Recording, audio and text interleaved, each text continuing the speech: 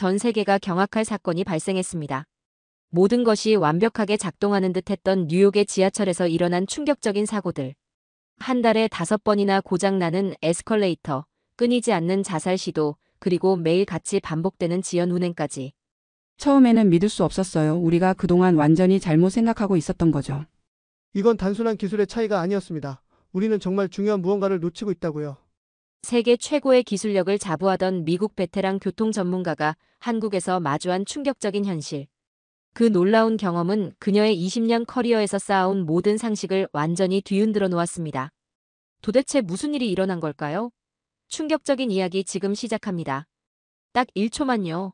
좋아요와 구독 꾹 부탁드립니다.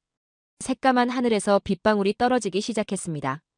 뉴욕의 퇴근 시간, 평소와 다름없이 수많은 시민들이 지하철역으로 발걸음을 재촉하고 있었죠. 그때 갑자기 무전기가 요란하게 울렸습니다. 뉴욕 지하철이 완전히 마비됐습니다. 역사 전체가 물에 잠겼어요. 평소라면 별일 아닌 듯 대응했을 상황이었지만 이번에는 달랐습니다. 저는 뉴욕 교통국에서 20년간 재난 복구 전문가로 근무해온 에밀리 브룩스입니다. 지하철에 도착했을 때 이미 상황은 최악이었습니다. 에스컬레이터는 고장 나 있었고 좁은 계단으로 수많은 승객들이 한꺼번에 몰리면서 아수라장이 됐죠. 환승 구간에서는 안내방송이 제대로 들리지 않아 사람들이 우왕좌왕했습니다. 여기는 통제본부입니다. 철도의 투신에 자살을 시도한 사람이 발생했습니다. 모든 노선 즉시 운행 중단하겠습니다. 무전이 또 한 번 울렸습니다. 스크린도어 하나 없는 뉴욕 지하철의 가장 큰 취약점이 또 한 번 드러나는 순간이었습니다. 현장에서 마주한 시민들의 얼굴에는 분노와 체념이 뒤섞여 있었습니다. 한 노인은 떨리는 목소리로 말했죠. 20년 전이나 지금이나 달라진 게 하나도 없어요. 매번 이러다 언젠가는 큰 사고가 날 거예요. 그 말에 가슴이 아팠습니다. 복구 작업을 마치고 사무실로 돌아왔을 때였습니다. 편집장 마이크가 저를 불렀죠. 에밀리, 이번에는 특별한 임무예요. 그의 손에는 한 장의 항공권이 들려 있었습니다. 한국에 가봐요. 최근 들어 한국 지하철이 세계 최고라는 평가를 받고 있거든요. 마이크의 제안에 저는 피식 웃고 말았습니다. 미국의 수도 뉴욕도 해결하지 못하는 문제를 그 작은 나라가 해결했다고요? 20년간 미국의 교통 시스템을 연구하고 발전시켜온 제가 봤을 때 그건 말도 안 되는 소리였습니다. 알겠습니다. 다녀오겠지만 너무 큰 기대는 하지 마세요. 한국행 비행기 티켓을 받아들며 대답했습니다. 미국의 기술력이면 더 나은 시스템을 만들 수 있을 것이라 생각했죠. 한국으로 가기 전날 저는 최근 6개월간의 뉴욕 지하철 사고 기록을 다시 한번 검토했습니다. 일주일에 3번 이상 발생하는 신호 오류, 한 달에 5번 이상의 에스컬레이터 고장, 그리고 끊이지 않는 안전사고까지. 이 모든 게 정말 시스템의 문제일까요? 옆자리의 동료 제임스가 커피를 건네며 말했습니다. 에밀리, 한국은 우리와는 다르대요. 그들은 정말 승객을 먼저 생각한다고 하더라고요. 저는 고개를 저었습니다. 교통 시스템에서 가장 중요한 건 기술력과 효율성이라고 늘 믿어왔으니까요. 짐을 싸면서도 과연 한국의 지하철이 우리보다 나을까? 그들이 가진 기술이 뉴욕보다 뛰어날까? 라는 생각이 떠나지 않았습니다. 인천행 비행기에 오르며 저는 다짐했습니다. 최대한 객관적으로 평가하겠지만 만약 배울 점이 있다면 기꺼이 인정하겠다고요. 하지만 그때까지만 해도 저는 전혀 알지 못했습니다. 제가 한국에서 보게 될 것이 단순한 기술의 차이가 아니라는 것을요. 비행기가 이륙하며 창밖으로 뉴욕의 야경이 보였습니다. 수많은 빌딩 숲 사이로 구불구불 이어진 지하철 노선들, 그리고 그 속에서 고군분투하는 시민들의 모습이 떠올랐습니다. 과연 한국에서는 어떤 모습을 보게 될까요? 저는 노트북을 켜고 한국의 교통 시스템에 대한 자료들을 다시 한번 훑어보기 시작했습니다. 14시간의 긴 비행 끝에 인천국제공항에 도착했습니다. 입국장으로 향하는 길에 눈에 띈 것은 사람 크기만한 로봇이었죠. 한국에 오신 것을 환영합니다. 무엇을 도와드릴까요? 로봇의 말에 놀라 뒤돌아보니 디스플레이 화면에 웃는 얼굴이 그려져 있었습니다. 피곤에 지친 제 얼굴을 알아챘는지 로봇이 말을 이었습니다. 수화물 찾는 곳으로 안내해드릴까요? 순간 당황스러웠습니다. 뉴욕 JFK 공항에서는 안내 로봇은커녕 사람 안내원조차 찾기 힘들었거든요. 입국 심사를 마치고 수화물 찾는 곳으로 가는데 또 한 번 놀랐습니다. 제 짐이 이미 자동 컨베이어에 실려 나오고 있었거든요. 그것도 제가 도착하자마자 말입니다. JFK에서는 짐을 찾느라 보통 40분은 기다려야 했는데 말이죠. 공항 전체에 무료 와이파이가 설치되어 있다는 것도 인상적이었습니다. 처음 보는 한글이지만 영어와 중국어, 일본어가 함께 표기되어 있어 전혀 불편함이 없었죠. 공항철도를 타고 서울역으로 가시면 됩니다. 안내 데스크 직원의 말에 티켓을 사려는데 직원이 말했습니다. 스마트폰만 있으면 됩니다. 교통카드 앱을 다운받으세요. 스마트폰으로 결제를 한다니 처음에는 의아했습니다. 그런데 이게 시작에 불과했습니다. 한국에서는 스마트폰 하나로 지하철, 버스, 택시까지 모든 대중교통을 이용할 수 있다는 걸요. 공항철도에 탑승하자마자 또 한 번 놀랐습니다. 차량 내부가 놀라울 정도로 깨끗했거든요. 뉴욕의 지하철은 낙서나 쓰레기를 찾아보는 게 더 어려울 정도인데 말이죠. 게다가 열차 안에서도 무료 와이파이가 끊김없이 작동했습니다. 창밖으로 스쳐 지나가는 한국의 풍경을 보며 생각에 잠겼습니다. 아직도 이른 판단일지 모르지만 이미 제 선입견은 조금씩 허물어지고 있었습니다. 적어도 공항과 공항철도만큼은 뉴욕보다 몇 걸음 앞서 있다는 걸 인정할 수밖에 없었으니까요. 열차 내부에 들어서자마자 눈에 들어온 건 선반 쪽에 있는 LED 전광판이었습니다. 그런데 이게 단순한 열차 노선을 알려주는 것이 아니었어요. 열차 칸별로 혼잡도가 실시간으로 표시되고 있었거든요.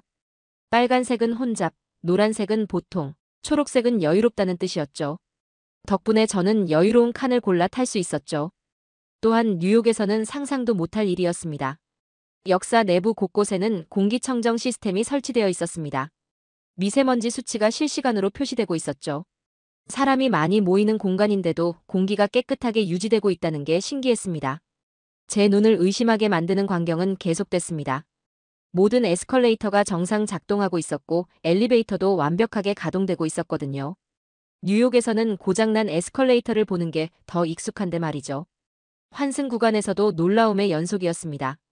바닥에 그려진 화살표를 따라가니 헷갈릴 틈 없이 목적지에 도착할 수 있었죠. 게다가 모든 안내 표지판이 4개 국어로 표기되어 있어서 외국인도 전혀 불편함이 없어 보였습니다. 서울역 광장에 서서 주변을 둘러보며 생각했습니다. 제가 알던 한국은 고작 70년 전만 해도 전쟁으로 폐허 같았던 나라였습니다. 그런데 지금은 최첨단 시스템으로 무장한 미래도시를 보는 것 같았습니다. 과연 이외 이 나라의 교통 시스템이 어떤 비밀을 숨기고 있는 걸까요? 서울교통관제센터 건물 앞에 섰을 때만 해도 별다른 기대는 하지 않았습니다. 뉴욕의 관제센터도 수없이 보아왔으니까요.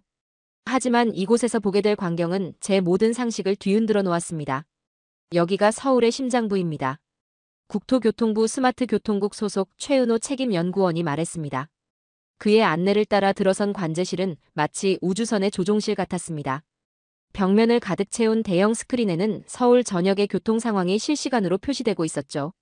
지금 저 빨간 점이 보이시나요? 최 연구원이 한 지점을 가리켰습니다.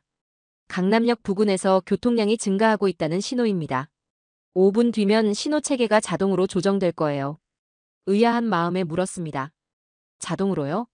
담당자가 수동으로 조절하지 않나요? 최 연구원은 빙그레 웃으며 대답했습니다.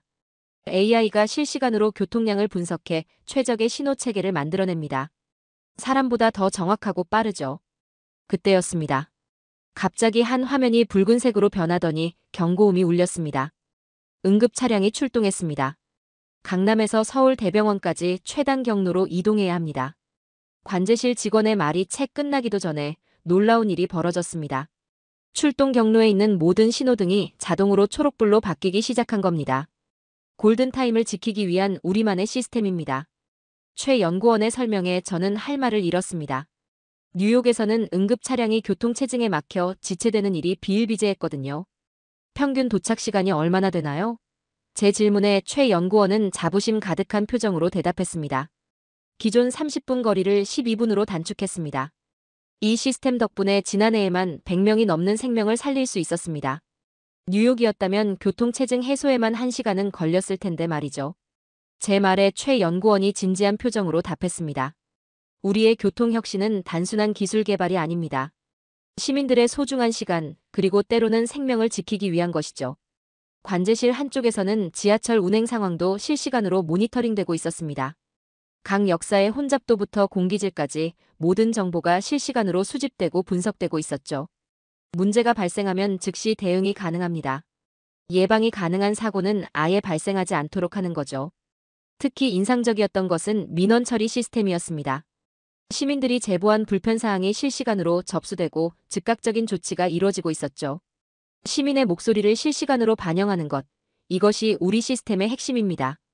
한 모니터에서는 역사 내 한 에스컬레이터의 상태를 체크하고 있었습니다. 더 이상 징후가 감지되면 고장이 나기 전에 미리 보수합니다. 최 연구원의 설명에 저는 쓴웃음을 지었습니다. 뉴욕에서는 고장난 뒤에야 수리에 들어가는 게 현실이었으니까요. 관제실을 나오면서 저는 생각했습니다. 이곳에서 본 것은 단순한 기술의 차이가 아니었습니다. 시민을 위한 세심한 배려, 그리고 그것을 실현하기 위한 끊임없는 노력이 만들어낸 결과물이었죠. 서울의 하늘을 올려다보며 생각했습니다. 저는 과연 무엇을 놓치고 있었던 걸까요? 기술의 발전도 중요하지만 그 기술을 누구를 위해 사용할 것인가에 대한 고민이 더 중요하다는 걸 이제야 깨닫게 된 것 같았습니다. 하지만 이런 생각도 잠시 예상치 못한 손님들의 등장으로 관제센터의 분위기가 급격히 달라지려 하고 있었습니다. 일본과 중국에서 온 전문가들이었죠. 그들의 등장과 함께 이 평화로운 관제센터에 작은 폭풍이 몰아치기 시작했습니다. 관제센터의 평화로운 분위기가 깨진 것은 일본 철도협회의 다카하시 유토 수석 컨설턴트와 중국 고속철도 공기업의 리우 하우 부장이 들어서면서부터였습니다. 두 사람의 표정에서 은근한 무시와 오만함이 묻어났죠. 다카하시가 먼저 입을 열었습니다. 흥미롭네요. 하지만 정시성만큼은 우리 신칸센을 따라올 수 없죠. 1분의 오차도 허용하지 않는 일본의 기술력은 세계 최고니까요. 그의 말에는 자부심을 넘어선 우월감이 가득했습니다. 최은호 연구원이 차분하게 대답했습니다. 네, 신칸센의 정시성은 정말 대단하죠. 지진만 안 일어나면 말입니다. 순간 다카하시의 얼굴이 굳어졌습니다. 지진이 발생하면 전면 운행 중단되는 신칸센의 약점을 정확히 짚었기 때문이죠. 리우 하우가 끼어들었습니다. 우리 중국은 이미 5년 전에 이런 시스템을 구축했습니다. 한국은 결국 우리 기술을 모방한 거겠죠? 그의 말에 저는 의아했습니다. 제가 보아온 중국의 시스템은 이렇게 섬세하지 않았거든요. 모방이라고요? 최 연구원이 모니터 하나를 가리켰습니다. 이건 우리가 세계 최초로 개발한 스마트 환승 시스템입니다. 다른 나라에서는 아직 시도조차 못하는 기술이죠. 리우의 얼굴이 순간 일그러졌습니다. 이때 다카하시가 다시 쏘아붙이기 시작했습니다. 디지털 기술은 결국 하드웨어가 중요합니다. 그리고 그 하드웨어는 모두 일본 제품이죠. 그의 말에 저는 피식 웃고 말았습니다. 근데 일본 지하철에서는 스마트폰 하나로 환승 결제가 되던가요? 그때 갑자기 리우가 목소리를 높였습니다. 중요한 건 규모와 속도입니다. 우리 중국은 세계에서 가장 긴 고속철도망을 가지고 있어요. 한국은 너무 작은 것에만 신경 쓰는 거 아닙니까? 최 연구원이 차분하게 대답했습니다. 맞습니다. 우리는 작은 것에 신경 씁니다. 승객 한 명 한 명의 안전과 편의에 집중하죠. 중국 고속철도가 터널에서 멈춰 승객들을 몇 시간 동안 방치했던 일 기억나시나요? 한국에서는 상상도 할 수 없는 일입니다. 이야기를 듣던 리우가 마지막 공격을 시도했습니다. 그래도 속도만큼은 우리가 압도적이지 않습니까? 시속 350km까지 달성했다고요. 최 연구원은 빙그레 웃으며 대답했습니다. 그런데 그 속도로 달리다가 정전이 되면 어떻게 되나요? 우리는 그런 상황까지 대비하고 있습니다. 저는 옆에서 이 설전을 지켜보며 깊은 인상을 받았습니다. 다른 나라들은 규모와 속도, 겉으로 보이는 기술력만을 자랑하고 있었지만 한국은 그 이면에 있는 안전과 편애, 그리고 사람을 향한 배려를 이야기하고 있었거든요. 에밀리 씨는 어떻게 생각하시나요? 다카하시의 질문에 저는 망설임 없이 대답했습니다. 기술의 진정한 가치는 그것을 사용하는 사람들의 삶을 얼마나 더 나아지게 만드느냐에 있다고 생각합니다. 그런 면에서 한국의 시스템은 인상적이네요. 제 대답에 다카하시와 리우는 더 이상 할 말을 잃은 듯 했습니다. 그들의 굳어진 표정을 보며 최 연구원이 말했습니다. 우리는 세계 최고가 되는 것보다 시민들의 삶을 더 나아지게 만드는 것에 집중합니다. 그게 우리가 추구하는 발전의 방향이니까요. 관제센터를 나서는 길에 저는 깊은 생각에 잠겼습니다. 기술의 발전이 결국 누구를 위한 것인지 그 근본적인 질문에 대한 답을 여기서 발견한 것 같았으니까요. 관제센터를 나와 실제 지하철 현장을 둘러보기로 했습니다. 강남역에 도착했을 때 가장 먼저 눈에 들어온 것은 플랫폼 전체를 감싸고 있는 스크린도어였습니다. 투명한 유리벽이 승강장 전체를 빈틈없이 막아주고 있었죠. 문득 지난달 뉴욕에서 있었던 사고가 떠올랐습니다. 한 승객이 선로에 떨어져 목숨을 잃은 사건이었죠. 그때 동료가 했던 말이 귓가에 맴돌았습니다. 이런 사고는 어쩔 수 없어. 사람이 많은 곳에서는 늘 일어나는 일이야. 하지만 지금 제가 보고 있는 광경은 달랐습니다. 열차가 들어올 때마다 스크린도어가 정확하게 열리고 닫혔습니다. 승객들은 선로와 완벽하게 분리되어 있었죠. 이런 시스템이 있다면 뉴욕에서 일어났던 그 사고도 막을 수 있었을 텐데 라는 생각이 들었습니다. 우리나라의 모든 지하철역에는 스크린도어가 설치되어 있습니다. 최은호 연구원의 설명에 저는 놀라지 않을 수 없었습니다. 뉴욕의 몇몇 역에서도 스크린도어 설치를 검토한 적이 있었지만 비용 문제로 번번이 무산됐거든요. 역사 내부를 둘러보니 또 다른 차이점들이 눈에 들어왔습니다.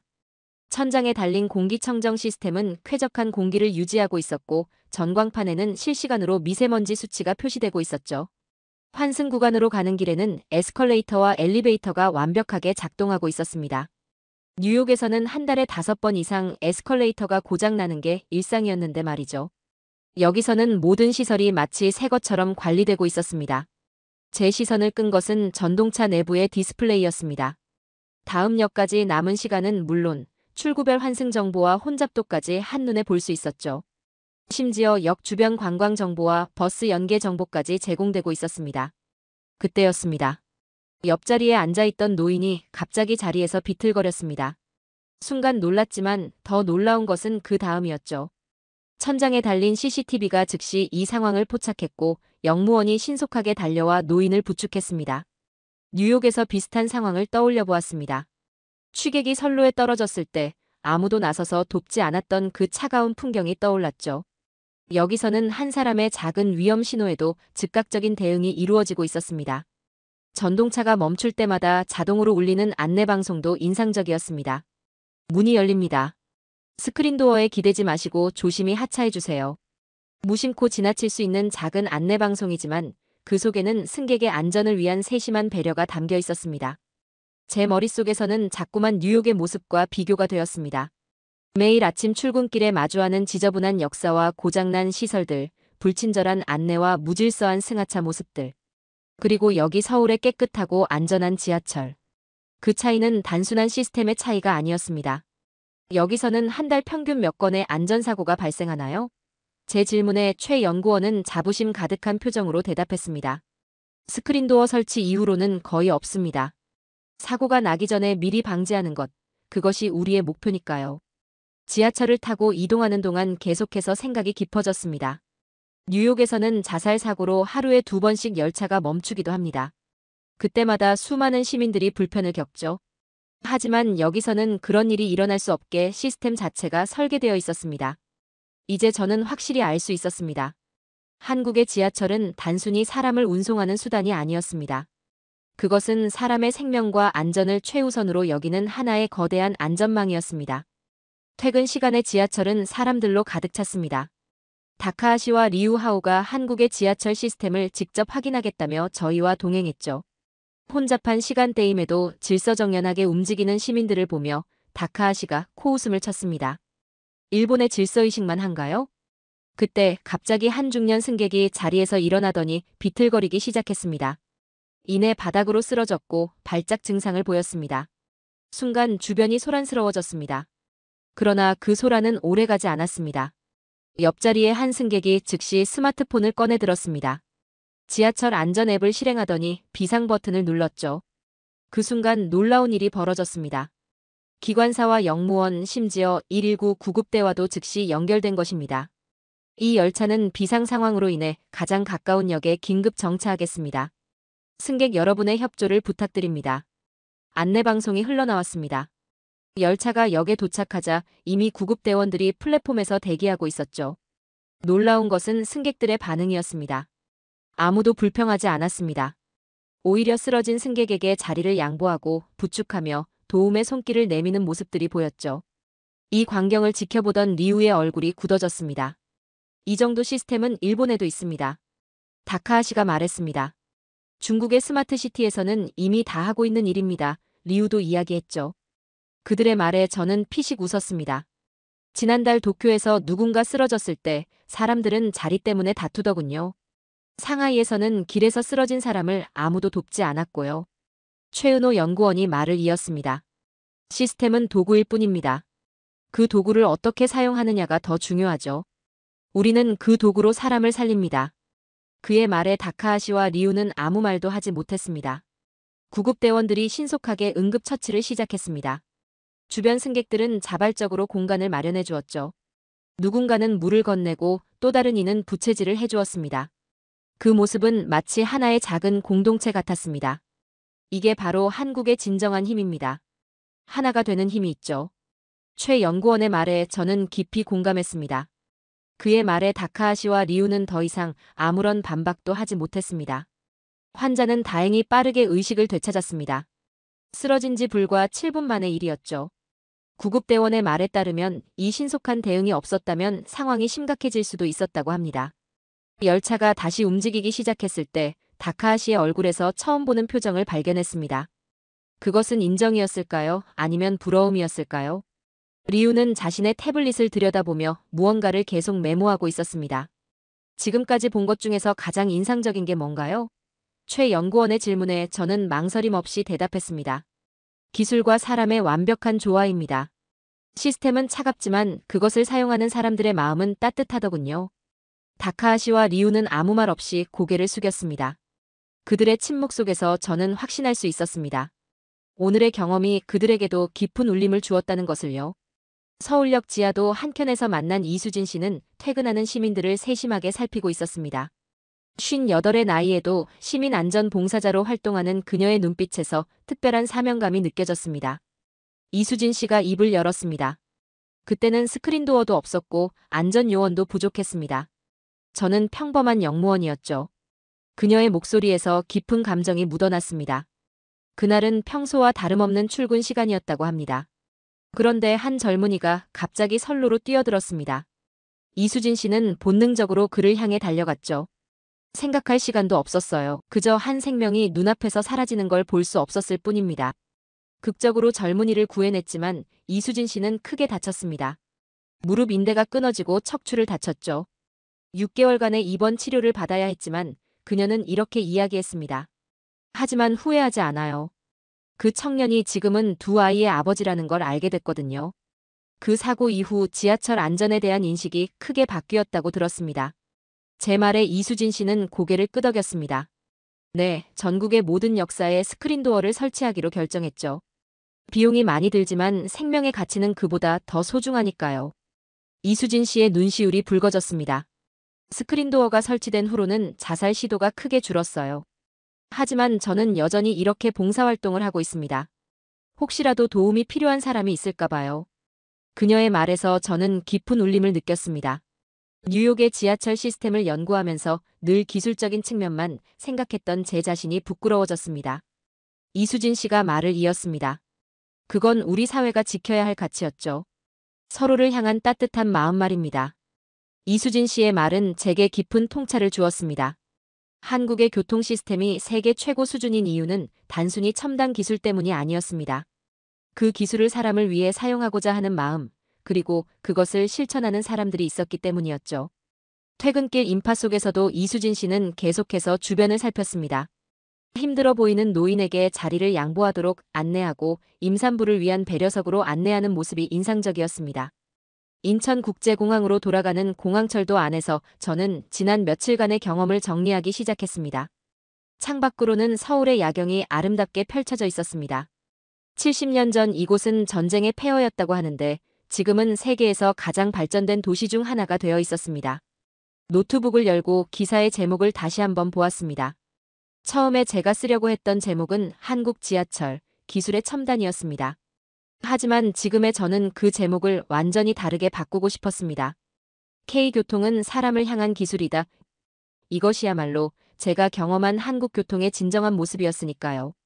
지난 며칠간 본 것들이 하나둘 떠올랐습니다.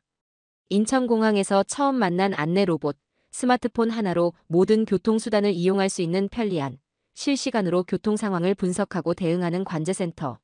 그 모든 것이 인상적이었습니다. 하지만 가장 큰 감동은 그 기술을 움직이는 사람들에게서 받았습니다. 응급 상황에서 서로를 돕는 시민들, 환자를 위해 자리를 양보하는 승객들, 그리고 한 생명을 구하기 위해 자신의 몸을 아끼지 않았던 이수진 씨의 이야기까지. 취재 노트를 정리하면서 문득 뉴욕의 모습이 떠올랐습니다.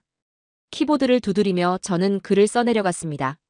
한국의 교통 시스템이 세계 최고인 이유는 단순히 첨단 기술 때문이 아니다. 그들은 기술을 도구로 삼아 더 큰 가치를 실현하고 있었다. 바로 사람을 향한 따뜻한 마음이다.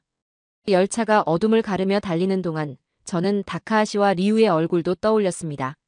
그들은 규모와 속도, 기술력만을 자랑했지만 정작 가장 중요한 것을 보지 못했습니다. 시스템은 결국 사람을 위한 것이어야 한다는 진리를요. 출국장으로 향하는 길에 마지막으로 한국의 교통 시스템을 돌아보았습니다. 모든 것이 완벽하게 돌아가고 있었습니다. 하지만 이제 저는 알고 있었습니다. 이 완벽함 뒤에는 수많은 사람들의 정성과 노력, 그리고 서로를 위하는 마음이 있다는 것을요.